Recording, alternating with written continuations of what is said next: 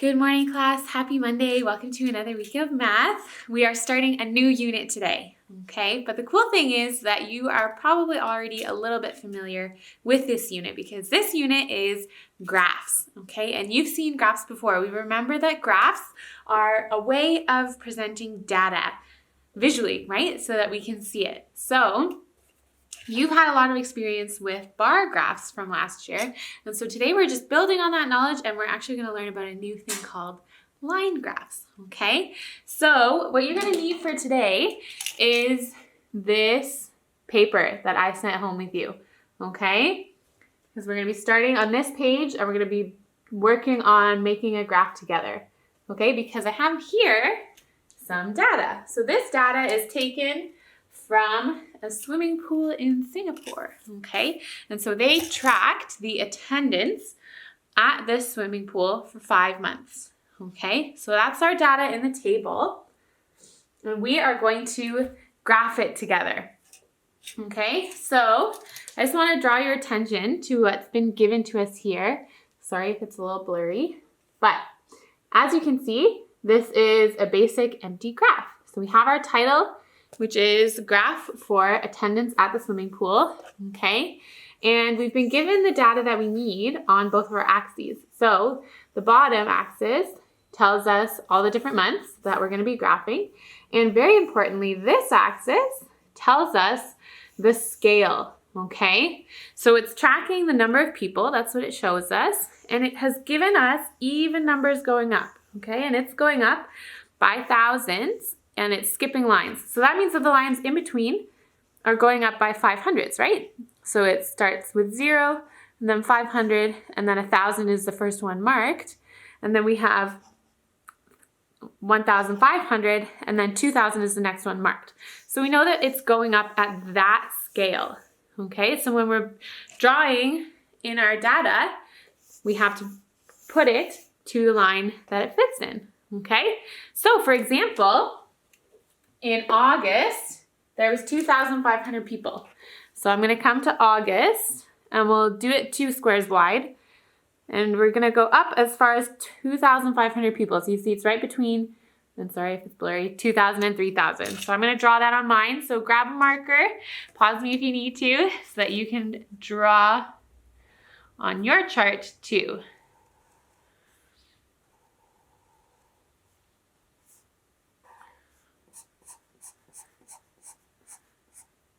Okay, so now I have August, and that's 2,500 people, okay? In September, there was 3,500 people. So that means I have to go up and find 3,500, which is in between 3,000 and 4,000. And I'm going to go over as far as September's line, okay? So again, take a minute if you need to and pause me so that you can be doing this on your graph as well.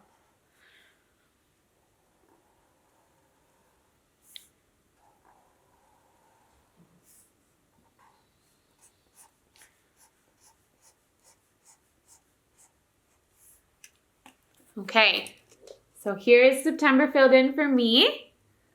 We have that at 3,500, okay? Next up, October only had 2,000 people, okay? And so that's easy because 2,000 is labeled for us, so we can just follow the line for 2,000 all the way across and fill it in.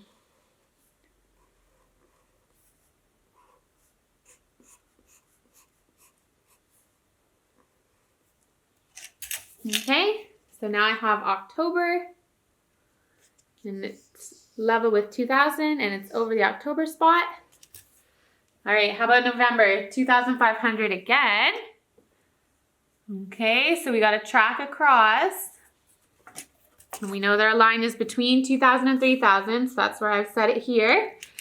And then just fill in the box, the bar.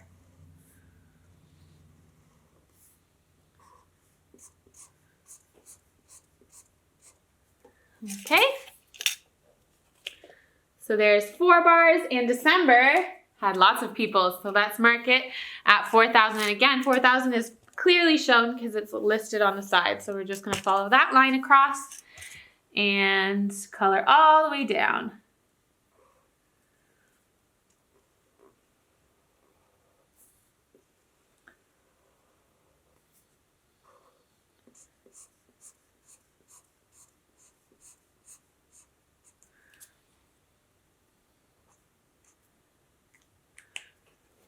Okay, so here is my finished bar graph. Okay, so hopefully yours looks like this. You want to be keeping in mind the numbers that we've been given and filling our bars all the way down to the bottom. Okay, so as I mentioned, besides a bar graph, there's another way to show this data, and that is through a line graph, okay? So what we're gonna do to begin our line graphs is we're gonna look at all our bars, and we're going to put a nice black dot right in the center of the top, okay? So we'll put the one for August right at 2,500 people. Okay, so you see my dot? So you can put one there too. And we'll do the same for September, right where it goes. So this is at 3,500. And then October goes at 2,000. November is sitting at 2,500. And December is sitting at 4,000. Okay, so now your bar graph should look like this, hopefully. Make sure that you pause and take the time that you need to make your graph look like this too. Okay, and this is the beginning of our line graph, okay?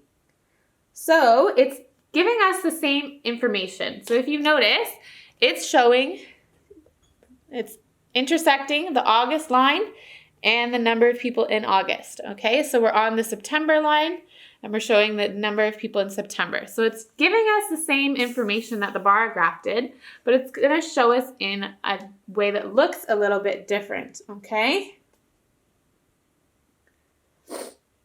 So now what we're gonna do is connect the dots, okay? So grab a ruler, and again, please feel free to pause the video if you need to go and find one, okay? And we're gonna connect all of our dots together in order, okay? So I'm gonna go from August to September, September to October, October to November, November to December, okay?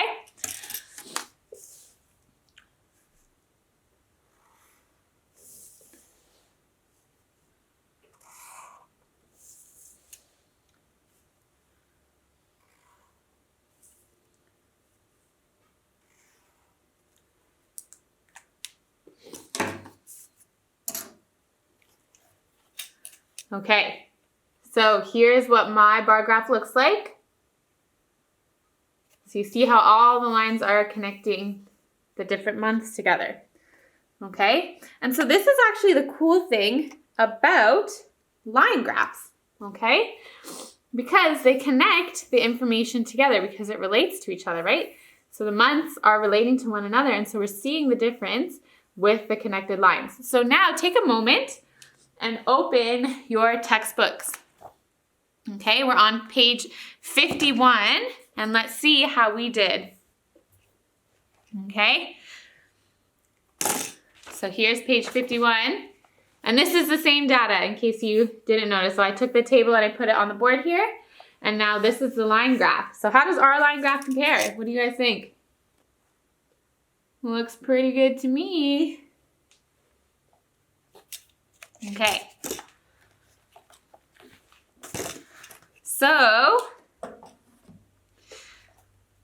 bar graphs are really cool because they make the value of each bar easy to find, right? Because you can see the whole bar, the line straight across, right? So sometimes it's harder to see the value of one little dot on a line graph just because the dot is smaller, and sometimes it might not be as easy to see. But the purpose of a line graph is to connect the dots, right? To draw the line that emphasizes the relationship between the different data points, okay? So in this case, they're months. And so a line graph is useful because it shows us the trend between the months for the attendance at the swimming pool, which is really cool to see. It helps us to see increase and decrease of data from one time, in this case month, to the next. Okay, so you can see there's an increase here, but then it decreases and then it starts increasing for 2 more months. Okay, so let's talk about that increase and decrease. So we're back in our textbook. Hopefully it's still open, and we're going to answer these questions together. So question number 1A says there was an increase in attendance from August to September. What was the increase? It was 1,000 people. Okay. Then there was a decrease, and this is B, in attendance from September to October. Okay, so you see the decrease there. What was the decrease? Okay. It was 1,500 people, okay? And you can see that because it goes, well, you can see from the numbers, but you can see it goes down 3 boxes. Okay, and we know that each box is worth 500. Okay? And then the third question, what was the difference between the attendance in September and the attendance in December? Okay, so now this is asking us to look at 2 points that are not adjacent. They're not next to each other. Okay, but we can see that the difference is 500. Okay, 500 people. Okay. So when we look at line graphs, it's important to pay attention to the scale being used, okay? So flip over your sheet for this, and on the back you should see this. And you can see here different scales being used, and they make a difference, okay? So for example, this one goes up by 500ths.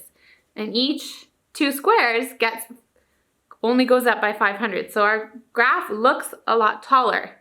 But in fact, we know that the same information is here that we plotted too, okay? But it looks a little bit more dramatic just because the scale is stretched out. Whereas here, the graph itself is just a little bit smaller. And so the data is shorter, but it's still, again, showing the same data, and our scale is the same here too, that we used, okay, with the 1,000, 2,000, 3,000, 4,000, okay? So it's important to pay attention to the scale so that we know what the amount of increase and decrease is, right?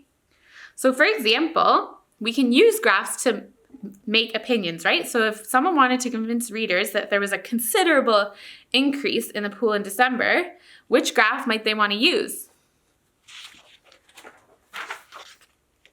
Probably this one, because it looks a lot bigger because it's going up by 500ths, right? So it seems more dramatic.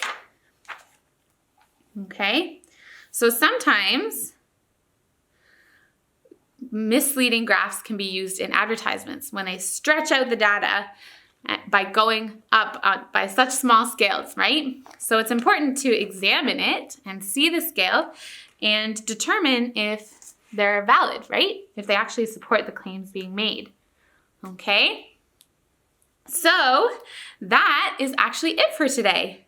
That is our lesson in graphing. And now I hope that you're a little bit more familiar with line graphs. And fortunately, there's no homework. Okay, so thanks for listening.